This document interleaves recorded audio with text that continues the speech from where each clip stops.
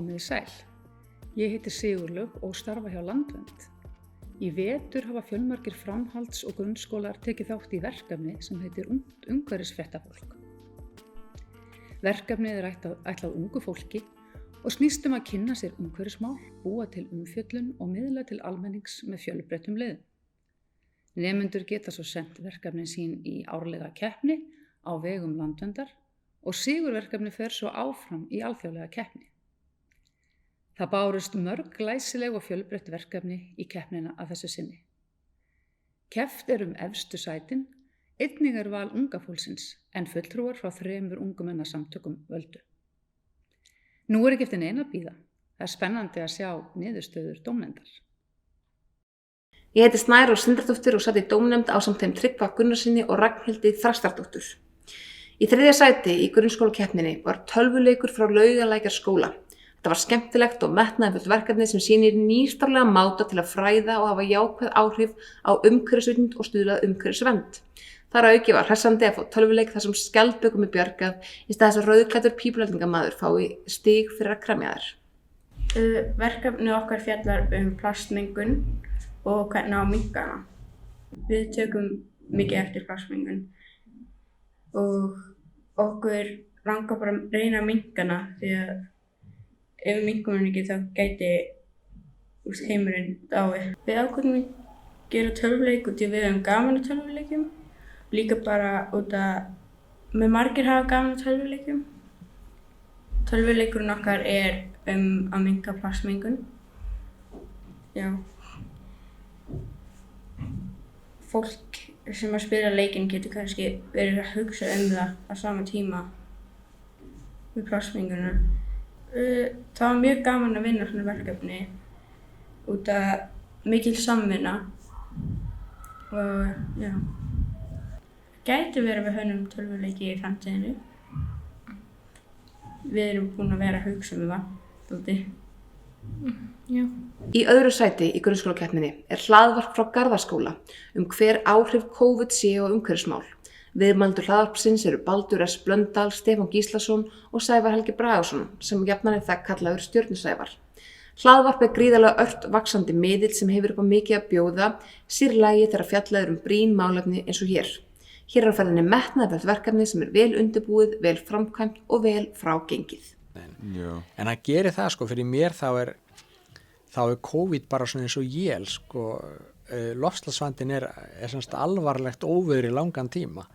Þannig að loftslagsvandinn á nokkuð svafa í mínum huga miklu alvarlegri vandi en COVID. COVID bara eitthvað svona tímabundið vesen sem við bara þurfum að harka á okkur. Við gerum 3 mismunandi hljóðvörp og við tókum viðtal við 3 einstaklinga sem var svona sérfræðingar í umhverfismálum og þetta svona hvernig COVID hefur haft umhverfisáhrif svona á heiminn bara bæði góðu og slæmi hliðarnar á því. Hlaðvarp mikið notað nú til dags. Það hægt að hlusta á þetta, eða að koma fram upplýsingum. Gætum fengið þarna sérfræðingar sem gætu komið með góðar upplýsingar og svona þægilegt. Við vildum fjalla þetta efni vegna þess að þetta eitthvað sem í gangi í dag og við höfum tekið eftir að það aukin neysla á svona einnota vörum og svona og þetta bara svona fólk þarf að átta sig á því að þetta sé í gangi og það sé alltaf eitthvað aðeins meira á bakvið þetta. Það sem kom okkur óvart var að COVID ekki alltaf bara slæmt. Það líka jákvæðar hliðar bakvið þessu eins og minni svona flugneysla og alls konar þannig. Það var mjög gaman að vinna þetta verkefni og lærðum mjög mikið af þessu. Lærðum mikið og fengum að tala við skemmtilegt fólk og þá við fengum líka bara svona meira að sjá hvernig þetta í alvöru líka bara að slæma góða hliðarna við þetta og hvernig þetta hefur haft meira áhrif en við höldum. Við áttuðum okkur í rauninni ekki það mikið á hvað var í gangi fyrir en við fórum að vinna þetta verkefni. Að fá þessa viðmælendur til viðtals var bara auðveldar en þú myndir alltaf. Það svöruðu bara, 2 þeirra svöruðu bara innan við 5 klukkutímum og bara voru tilbúinir í allt. Svo það var ótrúlegt Það var gaman að taka þátt í þessu verkefni og við mælum mjög mikið að taka þátt.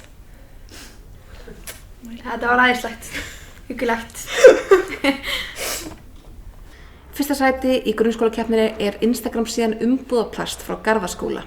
Síðan fjallar aðkallandi málefni og aðgengilegan og hnitmiðaðan hátt. Þar að auki hún vel uppsett sem í þeim hafsjó upplýsingar sem við sömlum í á netinu er gríðar mikilvægt. Við gerðum Instagram síðu sem heitir umbúðaplast sem átt bara að fjalla mengunina sem kemur út frá umbúðaplasti. Bara svona mikið athygli á hvað mikið plast og mikil mengun af umbúðaplasti. Það var alltaf að finna eitthvað í umhverfinu sem við getum breytt og þannig ógeðslega mikið af plasti sem kemur af umbúðum og okkur datt bara strax í bara Krónan og Bónus og Hagkaup sem hérna og bara allt plastið sem kemur af öllum matnum og öllir sem við borðað og við notum bara í daglegu lífi sem við tökum ekkert endilega eftir. Bara plast utan af öllum netupókunum og einhverjir rugli sem maður er að kaupa. Já, ég gerði eiginlega fyrst öll pakkanum, við hjálpum aðalega að við upplýsingavinnuna og ég notaði app eða forrit sem heitir Canva og var síðan bara eitthvað að vinna með það. Það er alltaf svona smá basic samt. Það sem kom okkur á óvart var kannski helst bara hvað það er ógeðslega mikið af umbúðaplasti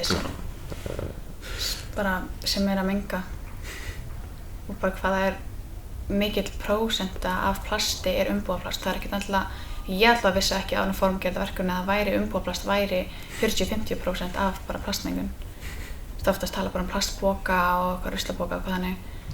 En mér finnst aldrei verið endilega fjalla bara umbúðaplast, bara eitthvað plast sem við erum að nota utan á grammeti eða utan á einhver nammipoka eða eitthvað sem maður kannski tekur ekkert endilega eftir að maður sé að menga með. Já, þessi plastpokar. Og svo sem við kemst líka eiginlega ekkert framhjá, ef þú ferð út í búð og ætlar að kaupa 3 nammipoka fyrir laugardaginn, þá getur ekki farið og keyptir nema að sé í plastpokum. Já, og matabúðin Andin er að vinna vel í þessu. Þau eru með eiginlega allt í gleri og ef ekki þá eru þau með home compostable. Þau vilja ekki að þetta sé biodegradable og þá að það geta brotnað niður, þau vilja fá home compostable sem er eitthvað sem þú getur unnið sjálfur úr heima hjá þér.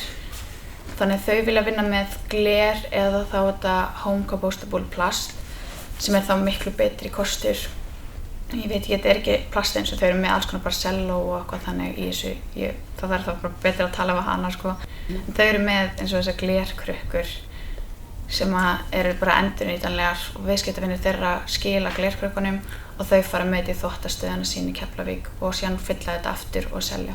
Ég myndi að segja að þetta var mjög skemmtilegt. Þetta var ekki mjög leiðilegt en þetta myndi ekki vera leiðilegt. Svo við höfum mjög mikið gaman að gera þetta verkefni.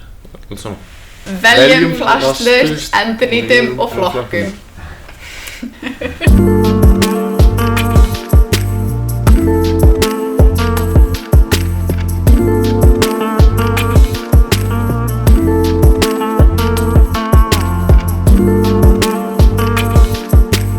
Góðan daginn, Guðmundur Ingi heiti ég og kallaður Mummi, er umhverfis- og auðlindaráðherra.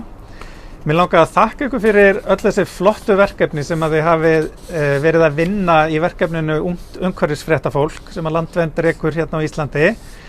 Mér skilst það séu 10 framhaldsskólar, 5 grunnskólar í verkefninu núna og það er virkilega gaman að sjá hvað þið eruð með mikinn fjölbreytileika í efnisvali. Og síðan hvað er líka fjölbreytt með hvað hætti þið eru að miðla upplýsingum þessi umhverfismál til annars fólks. Og mér finnst skipta rosalega miklu máli að þið takið þátt í þessu, þess að ég held að þið eigi miklu auðveldara með að miðla efnum umhverfismál til jafnaldra ykkar heldur en ef eitthvað svona miðaldra kall eins og ég fer að reyna að gera það. Þannig að bara kærar þakkir, haldið áfram með þessari braut og í sameiningu þá getum við tekist á við þær áskoranir sem eru framundar í umhverfismálum og það er akkurat það sem við þurfum að gera. Bestu kveðjur til ykkur allra.